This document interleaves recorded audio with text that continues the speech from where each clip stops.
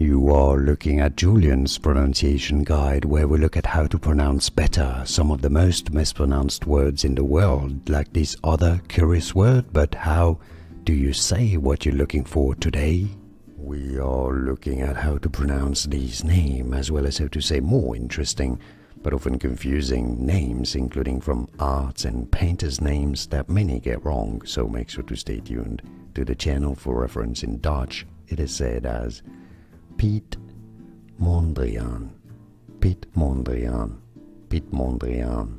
Now in English, Piet Mondrian, Piet Mondrian. It's easy, and now you know. More videos for you here to learn more correct pronunciations like this video if you found it useful. Thanks for your support and thanks for watching. Here are more videos on how to pronounce more confusing words and names too many mispronounced. Like this video if you found it useful. I appreciate your support. I'll see you soon and thanks for watching.